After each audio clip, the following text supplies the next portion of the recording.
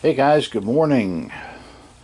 Sitting in front of our signature ATM machine. This is a Hyosung Halo 2. This is the type we use, and this is the type we encourage all of our people in our downline to use, for the simple fact that if we all use what I consider to be a great machine at a great price, we all know answers to questions if we ever have issues, error codes, etc., which really we've gotten none.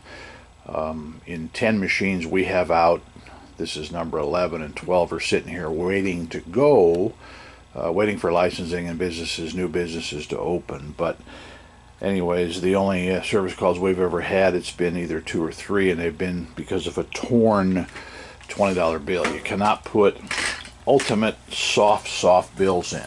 Okay, now this is not a cash flash video, but what I'm going to show you here is $25,000 that weighs less than 3 pounds.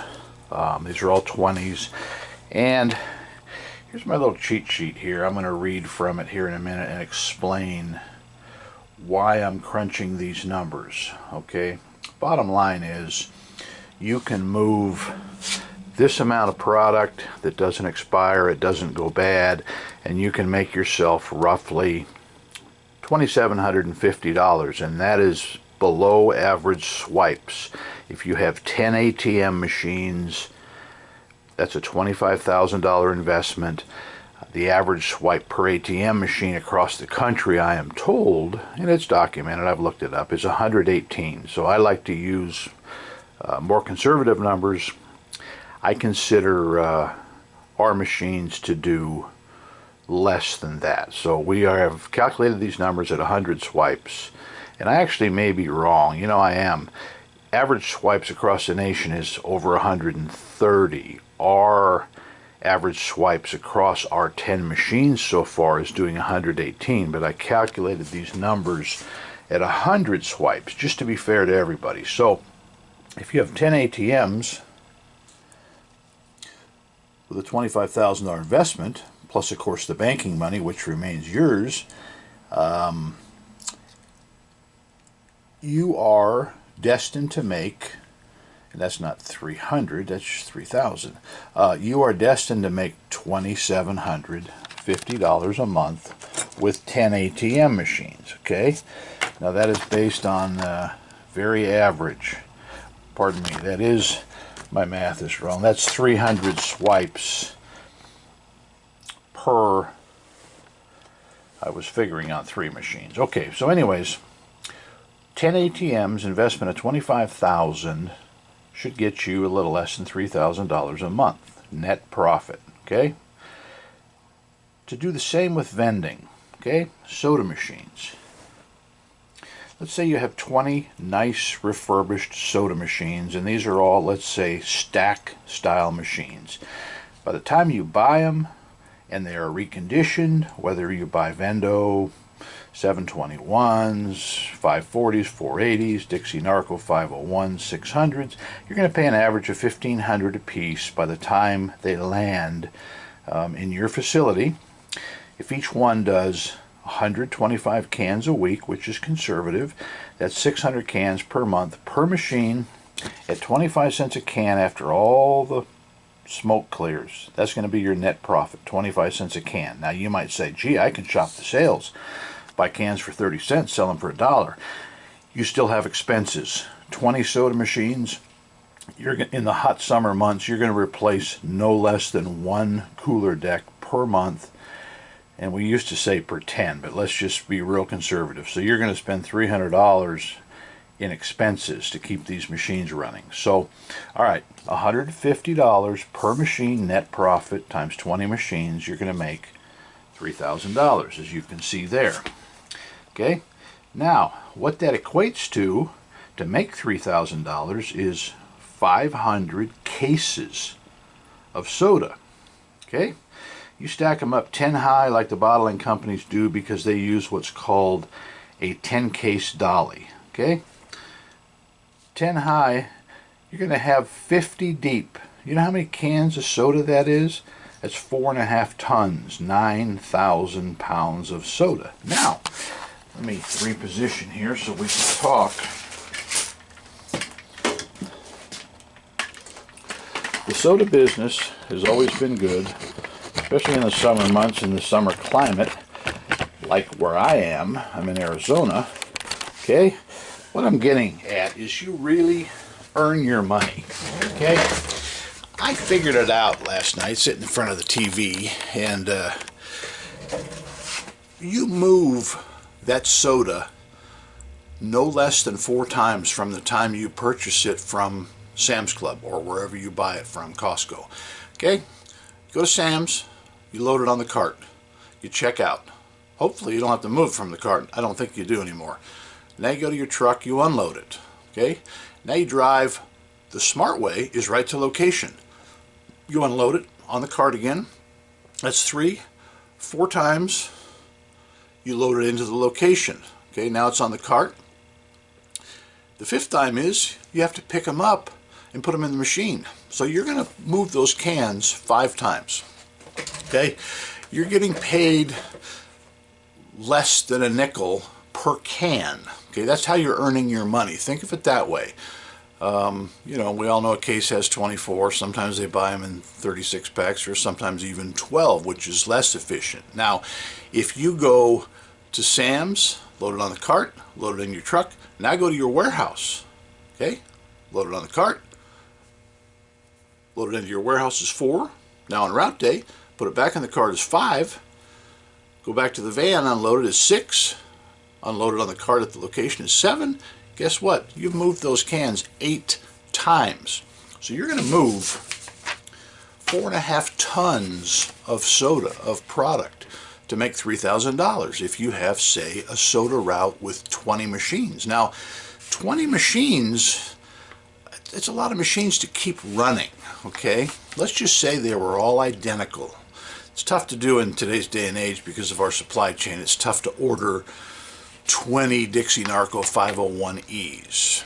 It's hard to do, and you probably pay more than $1,500 a piece. So what I'm getting at is, and my people in the full line business are going to hate me for this, but as I have gotten older and wanted to remain in the coin-op industry, and as well as my parts business, which is phenomenal, that will be able to be sold and passed down to somebody at some point.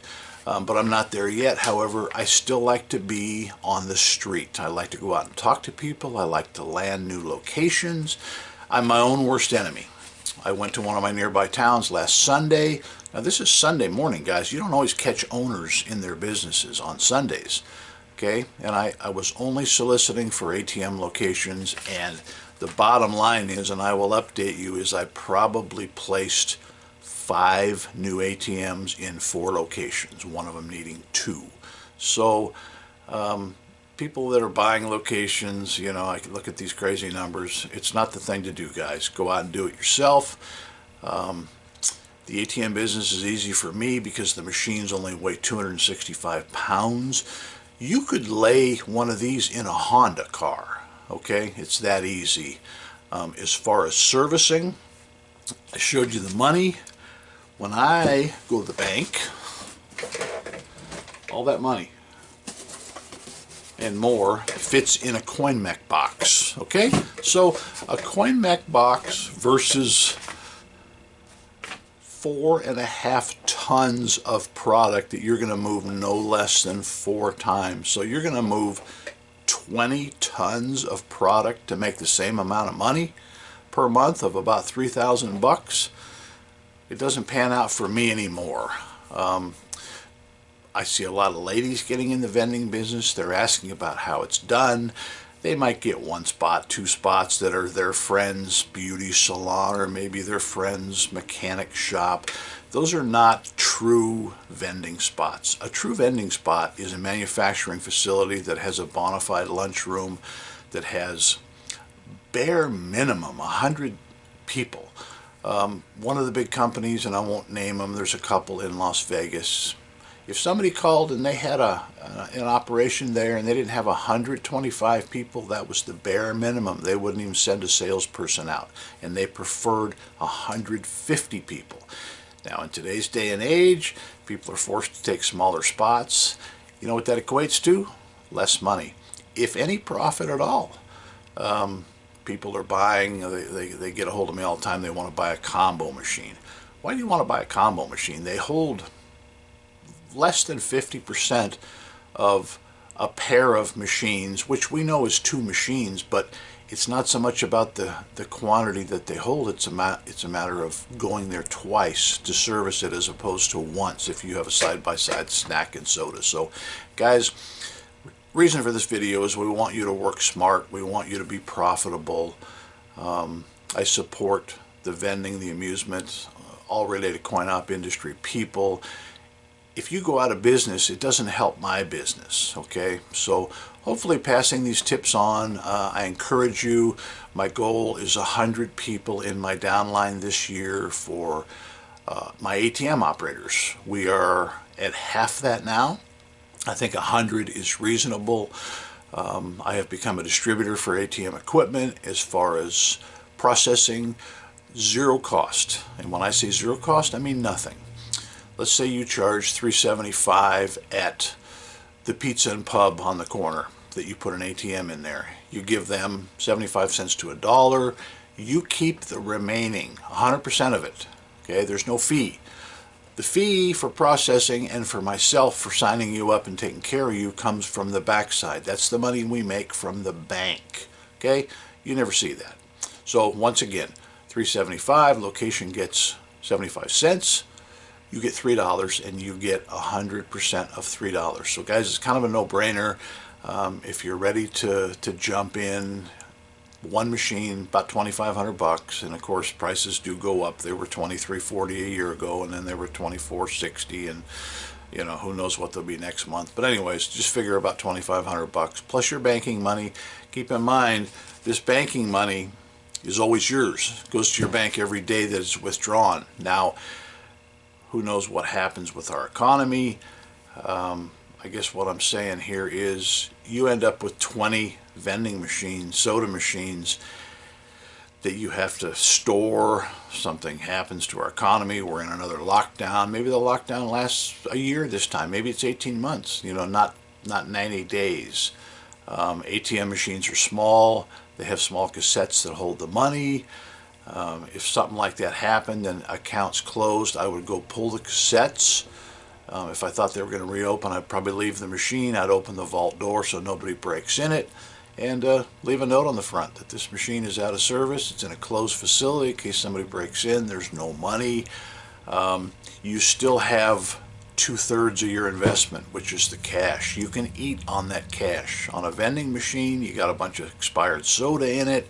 You have these 6, 7, 8, 900-pound machines to move. I remember in the collapse of the .com community, and I grew up right there in Silicon Valley.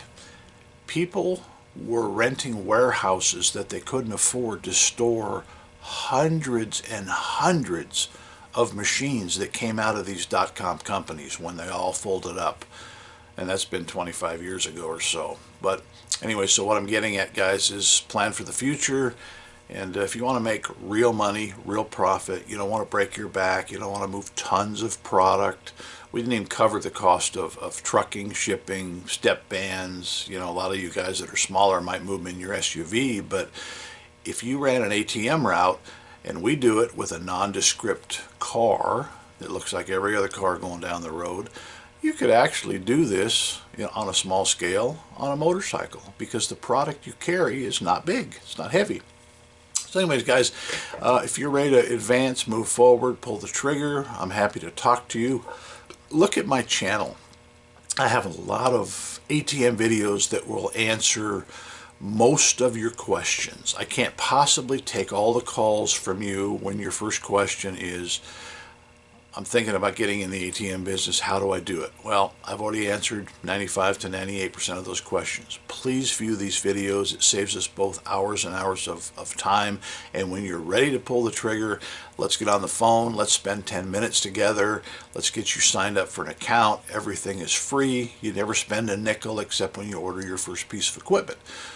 They are in stock. We ship out of Dallas. You'll have it in 5 to 7 days, depending on what part of the country you're in. And realistically, if you pulled the trigger today, you could have your first piece of equipment on location in 10 days or less. So, guys, we're a service company, been in business 53 years, and we're not going anywhere yet. So, thanks for watching Doug at Doug's World Tour, crunching the numbers on ATMs. For now, I'm out.